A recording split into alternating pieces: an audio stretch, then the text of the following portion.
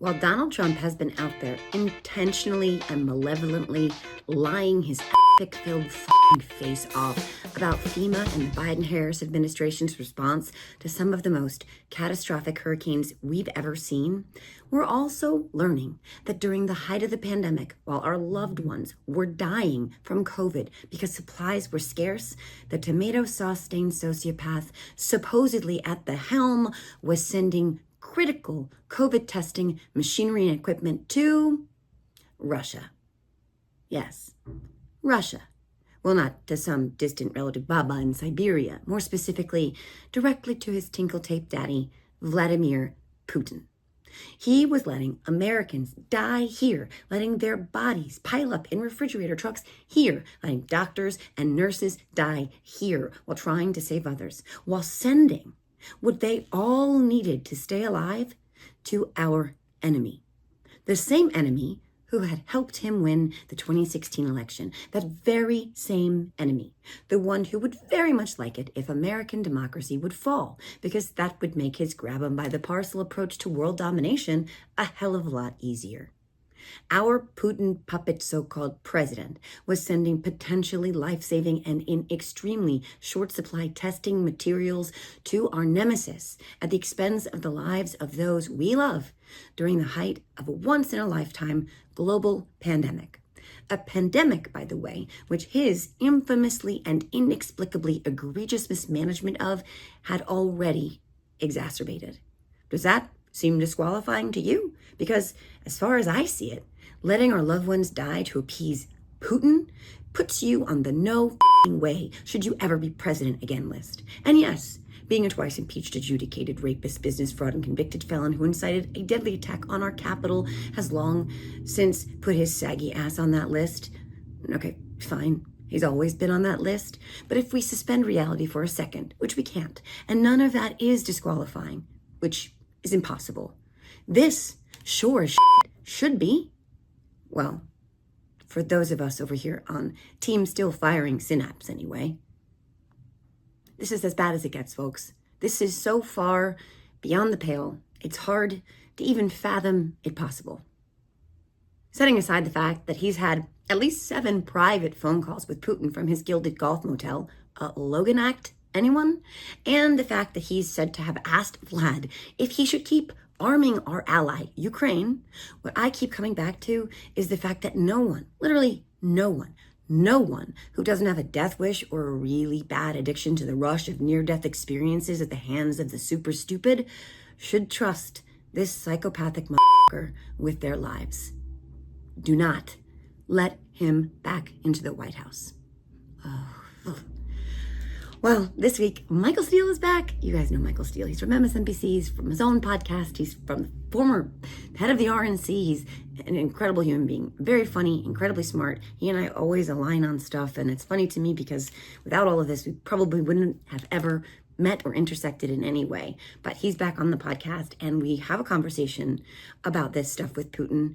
And it's a critical one. So it's also fun because he's fun. Hope you enjoy. I like going into a recording laughing. That's a good thing. Well, welcome back, Michael Steele, to the Are You Effing Kidding Me podcast. My train buddy. How's it going? Hey, I love it. It was so much fun. I'm sitting there. I'm engrossed in my work. And I will look up and I see this striking blonde woman pass my seat. And I look and up at, because at that point I'm like, And I take a closer look and there's no one. It's just like, JoJo, what the hell? And her seat, folks, was right in front of me. Right. That was the best part of it. She was literally sitting right in front of me. So, of course, the boy had to get up and sort of go to the open seat next to her and sit down, and we caught up. It was so much fun. It was so much fun, and I felt a little stalkerish because there were 7,000 seats on that train, but our guy was like, you cannot sit anywhere that's not your seat. You know what I mean? Like he was mad at you. Right. I was like, I know I'm in the seat behind her. Just chill. I mean, and these conductors know me on this train. So I'm like, dude, I know the rules. But, the seat is open. If the person comes while I'm sitting here, I'll get up. Meanwhile, I walk in an empty train. And like it almost seemed like I was like, "There's Michael Steele. I'm gonna sit right in front of him." And then I was like, "Okay, I'm so embarrassed," like because I went Michael Steele. Weird. But it ended up being great. And I had no idea how tall you were. Like that's the thing that's weird about these like virtual Yeah. relationships you make. You don't know, and then you meet someone, you're like, oh my God, like you're a tree. And then everybody else, I'm like, I just know Michael Steele. He's really tall. They're like, no shit, Joe. Yeah, right. Didn't know that. But it was so good. It was so good.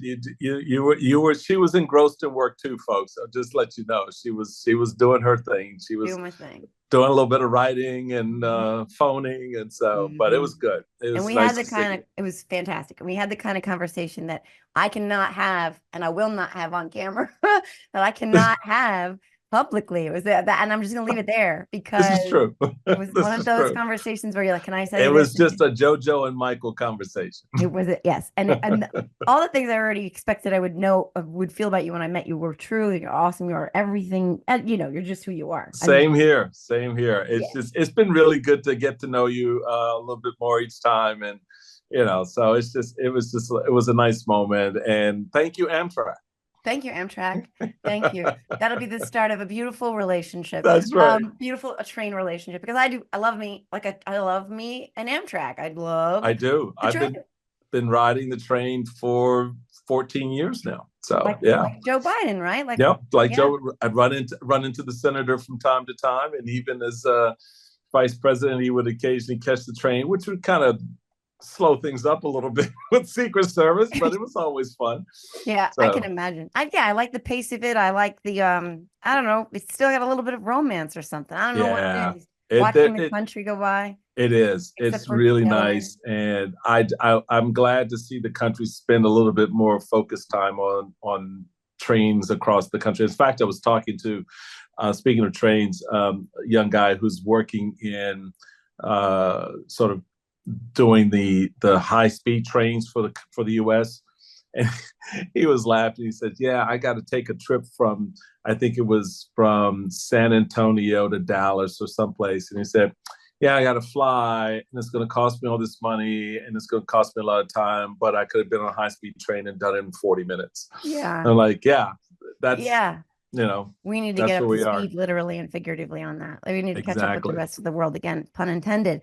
Okay, so let's get on the Trump train-ish for a second here, because I want to talk about the tweet that you put up yesterday that really struck a chord with me, because this is very serious. And what I'm referring to, what you were very, very emphatic and passionate about and correct on, is this misinformation, disinformation, blatant, unrepentant lying he's doing related to FEMA, related to hurricane responses, related to the Biden-Harris administration.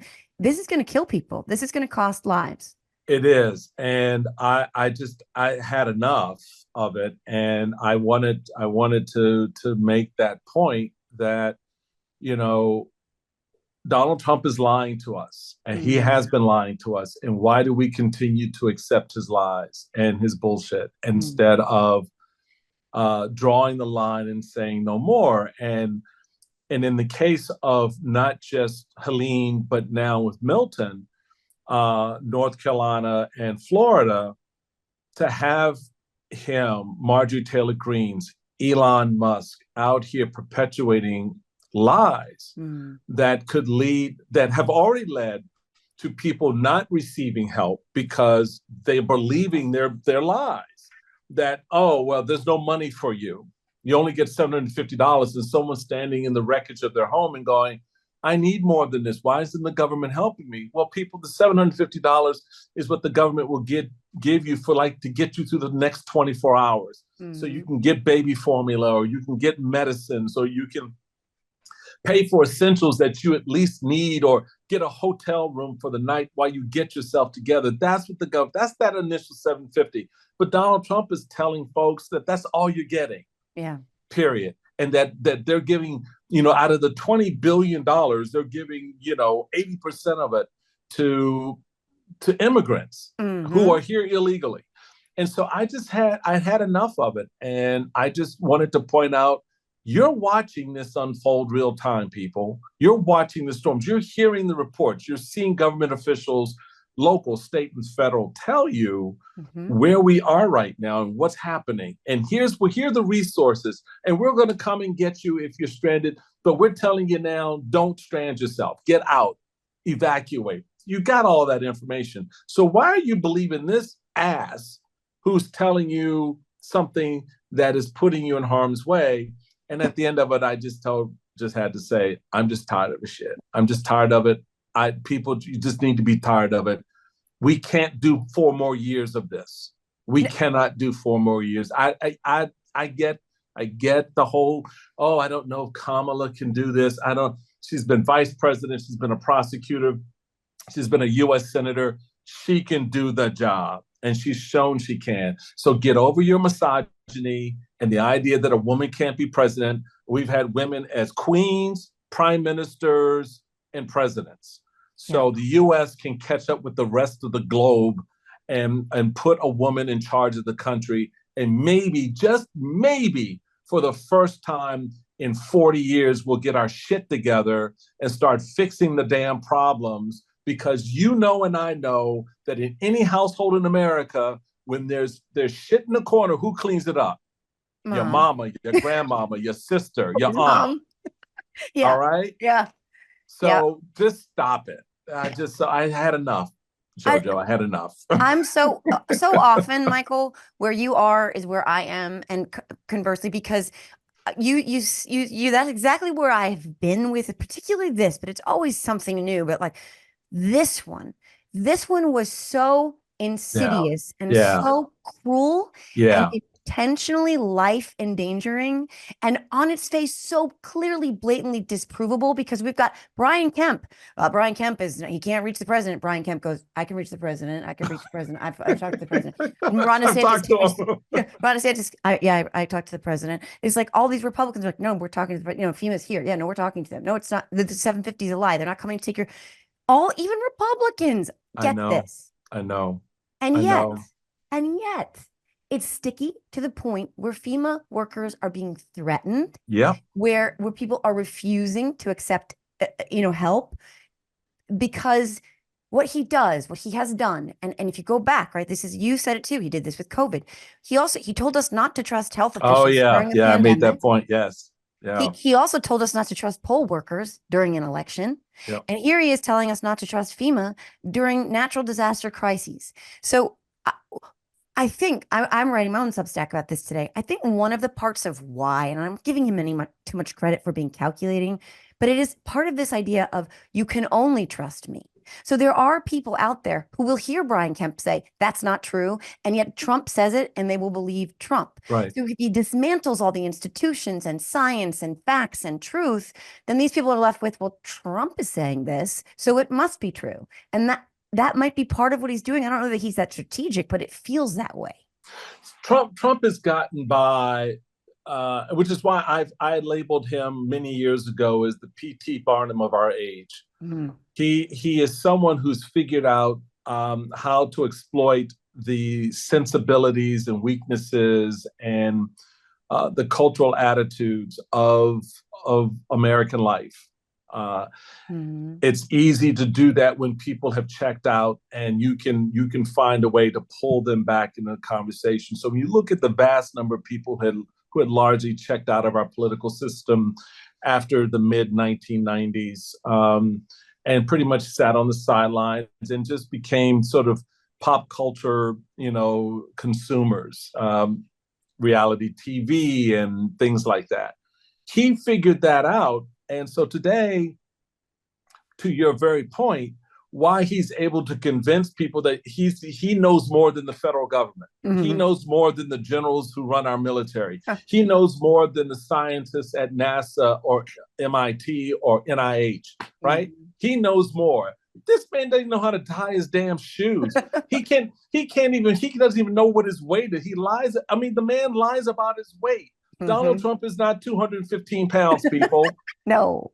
All right. So if you are objectively looking at a fat ass man who's telling you that he's 215 pounds, and then you look at the next picture of your 215 pound son, who looks like, I don't know, a football player or a soccer player. Yeah. And you objectively say to yourself that one of these things is like the other? No. Stop fooling. Why do you do that? I don't understand. Not like the other? Joe, I don't understand. So, but he's able to do that because P.T. Barnum figured out that there is a sucker born every minute. Yeah. And I can exploit the sucker. And the thing about being a sucker is that that's the one thing you don't want to acknowledge about yourself, that you got suckered in and you believe the lie, the fakery, the bullshit. And now you look stupid. Mm-hmm. And so we have, the rest of us, been told to coddle these people. Yep. And to be nice to them and explain and don't use harsh language. Well, you know what? F that.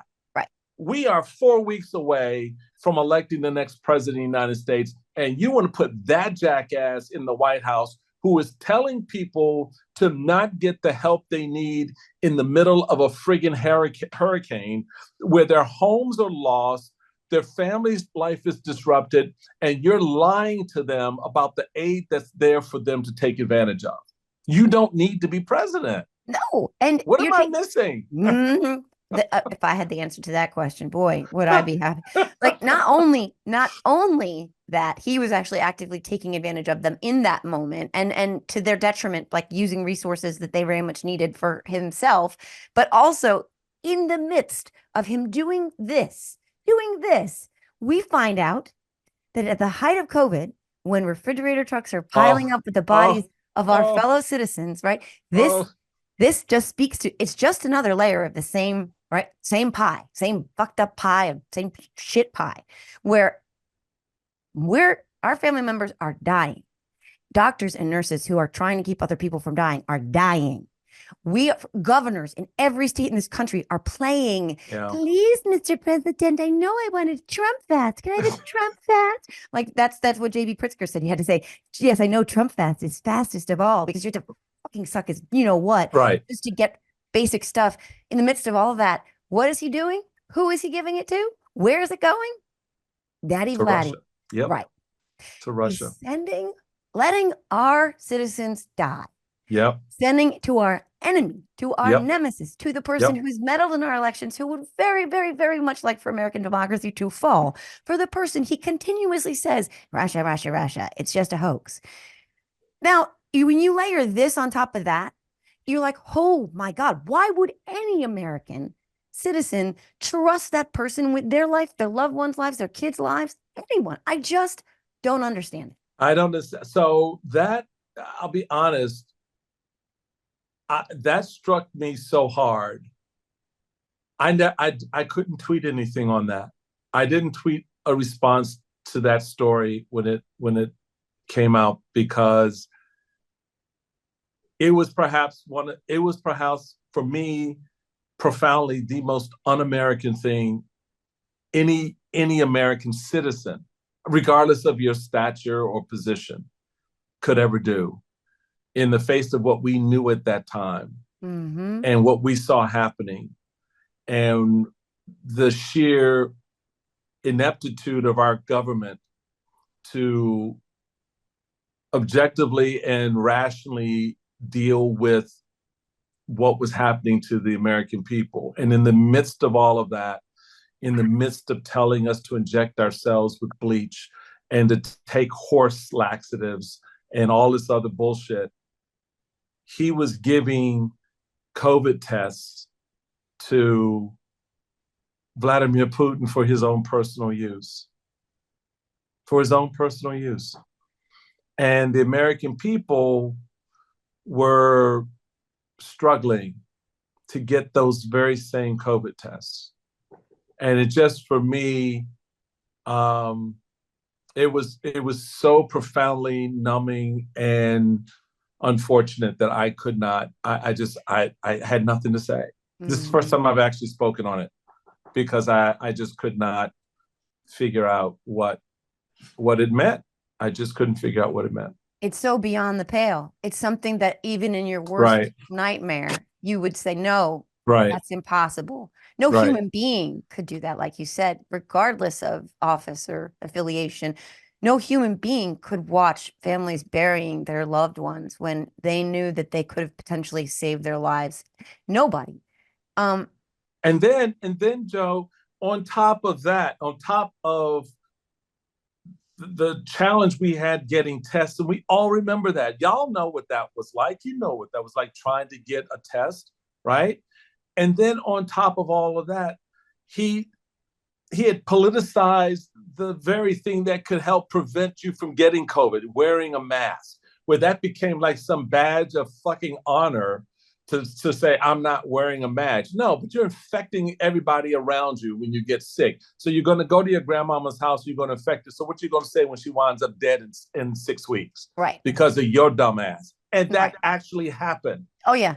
And so you're looking at the politicization of wearing the mask as a measure of public safety, coupled with the inability of citizens to get the test to determine what their health status was. And he's giving that to our nemesis, our global nemesis, for free. You're just sitting there going, this motherfucker. Right. So I refused in that moment. I was like, what is wrong with us? I don't understand why we're so desperate to cling on to this asshole who has been assholish to us. Right. It is the quintessential abusive relationship in many respects. 1,000%. And in that, I don't get it. To that end, Michael, the party that you were the head of, and when you were the head of, you tried to grow and expand your base. Yep. That party, by the way, speaking of, in an abusive relationship, a lot of times the victims of abusers will accommodate their abuse, and the more they accommodate until it's this like avalanche of just constant abuse, and they've lost themselves. Like they can't see, which end is up.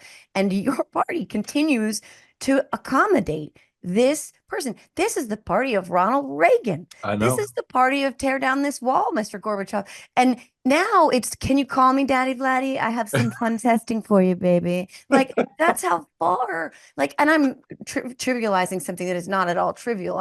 Because I'm a sociopath in my own way, sometimes I do that to accommodate my own grief. But for real, that party, I always say that just keep moving the line, whether it was the Mexican comment, or whether it was McCain, or whether it was grab him by the pussy, or whether it was the insurrection, or now we not only know that he was giving him COVID tests, but he was talking to him 7 times at least. 7 times since he's been out of office. This man is calling up Vladimir Putin. What the hell are you saying to Vladimir Putin that our government should know about? It's not what are you wearing. Right. I don't think it's what are you wearing. Right. And so it's like, when I become president, guess what? You can have Ukraine. You can make your move. I'm not going to resist it. Because all I want is a hotel in Moscow. Yep. At the end of the day, that's all he wants. That's what he's wanted for the last 20 years, is to put a hotel in Moscow. And the Russians figured out this guy is such a putz. He's someone that they could use. And he has access to our world, to our nation's secrets. Are you kidding me? What do you... So you're talking to Putin, you're giving him the warning sign. How no president has a meeting in the Oval Office with the foreign minister of Russia and the ambassador from Russia without U.S. officials in the room with them. But he kicks everybody out and has this meeting in the Oval Office that we have no record of. We have no idea what he said, what he offered, what he agreed to, what he didn't agree to. We have no idea. And then come to find out, flash forward, here we are now, as you just noted, finding out, he's 7 times had a conversation with Putin, again, unrecorded. The staffer was like, he kicked me out of the room when the call came in. Mm-hmm. We have no transcript. You guys don't put yourselves in this situation. So there you are with your special someone, and you got a little honey, something on the side. And they call, right? and your kid comes in the room and you're like, nah, you got to get out of the room. And it's like, you talking to mom? Nah, it's not your mother. Get out of the room. I'm talking to the bank. Right. I'm talking to the bank. I mean, you all know anytime you're kicking people out of the room for a conversation, that's you know what that is. Mm-hmm. It's no different between Russia and the US, Putin and Trump. He kicking staff out of the room. You know what that is. That's something going on you don't want anyone to know about. Right. So what is that? You're not inquisitive enough as a citizen to, okay, Mr. President, what have you been saying to Vladimir Putin? Mm-hmm. And that lack of inquiry for us as citizens, Joe, is dangerous. Oh, yeah. I'll never understand how we didn't get a transcript or demand a transcript from Helsinki. I'll still never understand that. Yes. I mean, again, one thing about Trump that I've always believed, and maybe you can help me understand this because I've never understood it, and I can't find an answer. Obviously, our system is imperfect, right? Obviously, it was set up by humans. It's going to be imperfect. Right. It's going to have cracks and fissures, and it's going to have opportunities for people to exploit those cracks and fissures. No other president has ever done so to this degree or even tried. He has a way of taking every norm. Look, like, again, the Logan Act, using the White House as the backdrop for the RNC, which violates the Hatch Act, right? Like, I mean, every crack, every minuscule crack and fissure and little tiny anything, opportunity, gets in there and he occupies that space. He blows it wide open. And then all of a sudden, the consequences that we thought were in place in our institutions no longer exist. So, like, he just gets away with it. Yeah. Like, he's just going to he got away with not having those transcripts. He got away with using the White House for the RNC. He got away with a billion trillion things. I mean, I don't understand it. I mean, stop and think about it. He held the National Convention, the Republican National Convention, on the White House lawn. And no one said butkus. I don't understand. I'm like, you can't do that. If Joe Biden said, okay, Kamala, we can host the DNC here on the lawn, you know what Republicans would be, there would be so much flatulation going on. It would be obscene. Yeah. And yet Trump did it. So here, to your point, is what it is. The way I figured it out. We as a country have such high regard for these institutions that we think they're self-reinforcing. So that if one part weakens and starts to crack, the other part is going to come and shore it up and fix it and say, oh, no, time out. So, for example, if a government official goes out and publicly engages in political activity, the reinforcement is the Hatch Act. Okay, so there's that's the law that says, nope, can't do it. But the other piece of that is that there are officials within government who would then call that up and say, hey, you're violating the Hatch Act. The press corps would write the stories to reinforce the messaging, you're violating the law. Mm-hmm. Citizens would see that and go, oh, hell no, you can't do that. You're violating the law. All it takes is one of those pieces to break and not reinforce the violation of the law. And it falls apart. And that's what you seen in our judicial system, where courts get caught up with, well, he's the former president of the United States, therefore, no, he's not the former. Yeah, title-wise, he is. But in this moment, he's just a fucking citizen like the rest of us. So use the law against him the way you would use the law against me and Joe. Mm-hmm. And anyone listening to this podcast, because we wouldn't be able to do not one piece of the shit that Donald Trump has been able to do. Our lawyers would not be allowed to file amendment after amendment, extension after extension, because the judge sitting at the bench would go, you know what? I know what you're doing, bitch. You ain't doing it. Stop it. Right. Right? Right. But because of who it was, the system has bent over backwards to protect quite frankly, the sanctity of the position. Mm-hmm. And does not want to seem like it is somehow doing something against a former president, which they still kind of look at him as president, and therefore they get caught in this. And the whole system, that's the piece that's not self-reinforcing. and it falls apart. So all of it has to work, and it has to work together in a way in which it is not the individual, it is the behavior, the conduct that is being scrutinized, and it's either in violation of the regulation or it's not, in violation of the law or it's not. And if it is, what are the consequences that go with that? And your title and position should not matter. This is the problem I have with the Justice Department. If a president commits a crime in office, that president should be prosecuted for the crime committed because they violated their oath of office, and therefore, in violation of that oath, they are no longer protected by that oath. Right. In my view. But guess what? Our Supreme Court has now said, oh, well, he could call it an official act and get away with that shit. I mean, ta-da! There we are. So now the self-reinforcing mechanisms have been completely snapped because all Donald Trump as president has to go is, well, this is an official act. Wait a minute, Mr. President, you just ordered me to kill somebody. Yeah. But I did it in the White House. Yeah. We're in the White House. We're in the Oval Office, and it's for national security purposes. Right. There we go. Right. And really, America, that's what we want now? That's the power you want to give a sociopath? Isn't it weird how no one is worried about Joe Biden or Kamala Harris having access to that kind of presidential immunity? And yet we all like, look. Also, it's so true. And by the way, the irony here too is that the framers did not want a king. They did not want. I mean, they wanted their power where they wanted their power. Let's be real here, but they did not want an unchecked monarch. They didn't want one person above all. And this is what the Supreme Court has handed to one person who sees himself as above all. And ostensibly, though, could have handed it to Joe Biden again, but no one's worried about him abusing that. So can I ask you and your audience a question? Yeah. When our country was formed and they looked around and they wanted to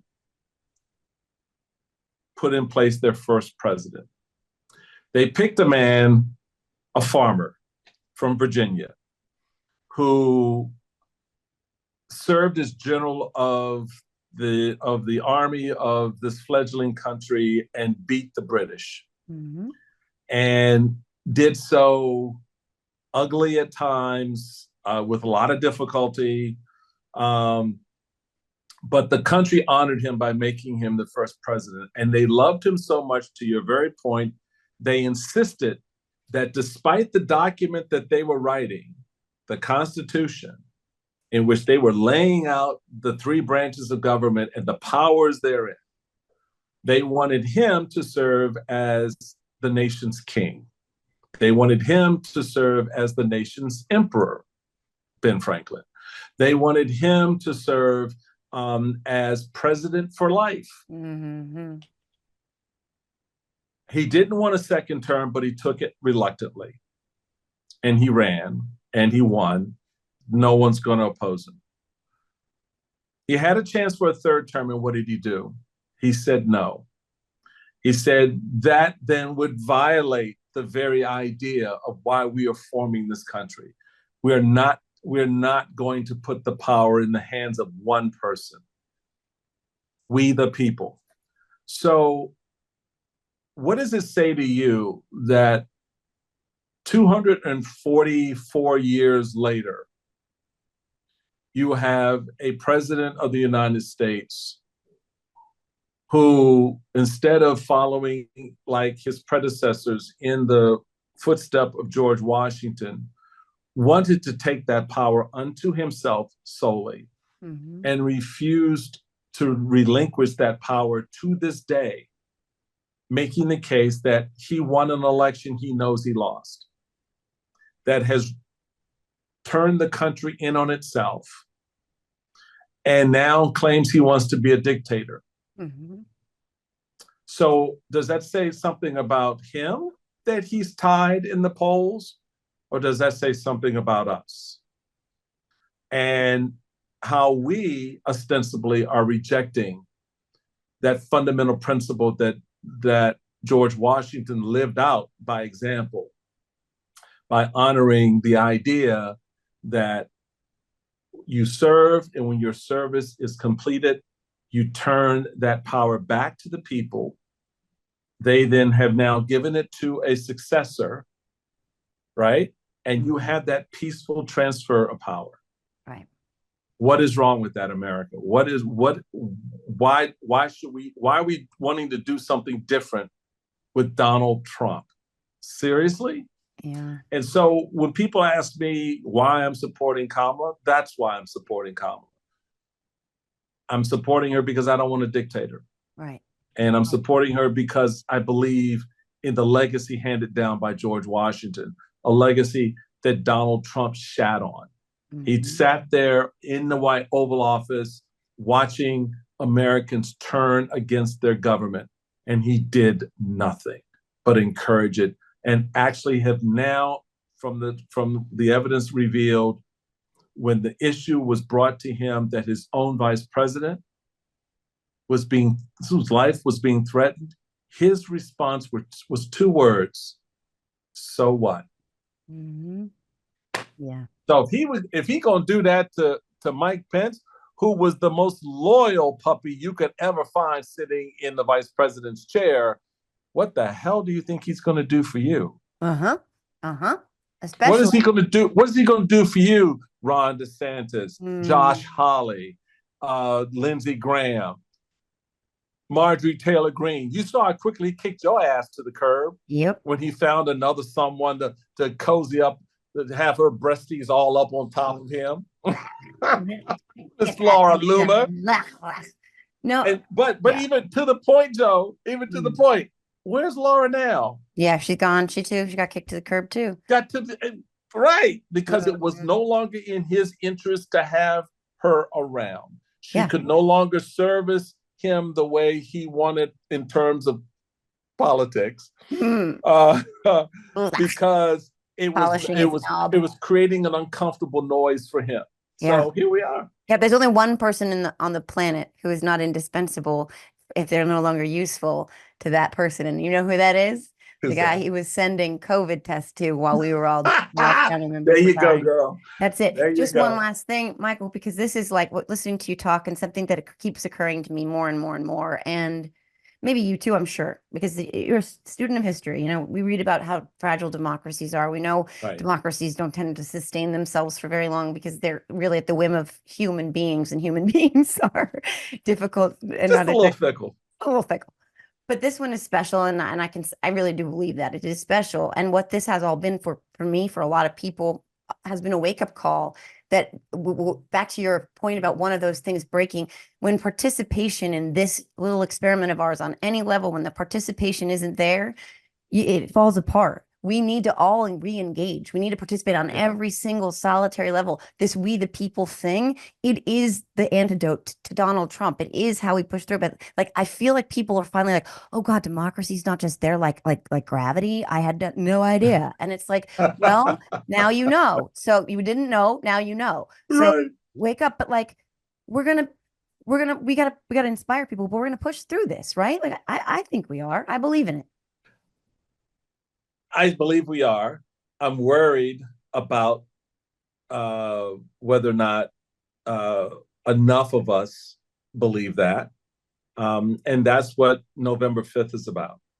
November 5th is every election for us is a test about whether or not we still believe in this fragile democracy process, this constitutional republic. Whether or not we still believe in each other enough to keep power in our hands. Again, we the people, for me, are the most important words in all the documents. Everything after that flows back to those 3 words.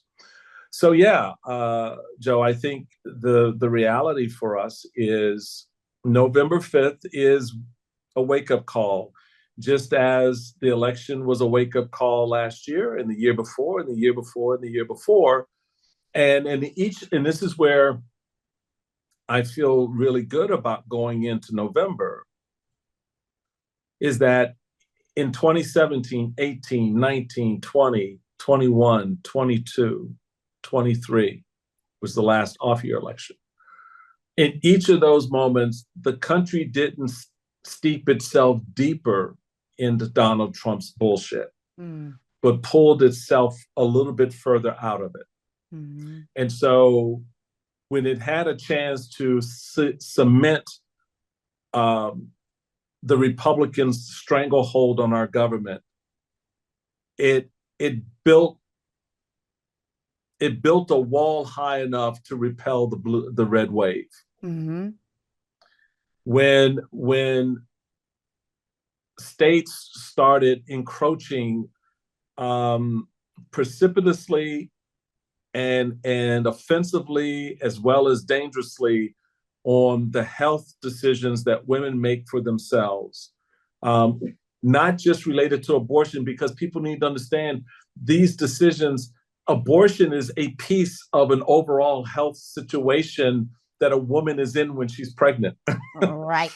Right? So it's not just, oh, yeah, she's carrying the fetus and that's it. No. Right.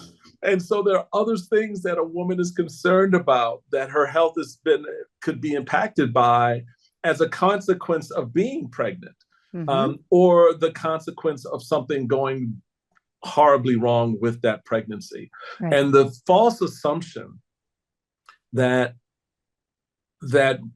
women who get pregnant, that abortion is a way out. I've heard that, and it's so offensive to hear.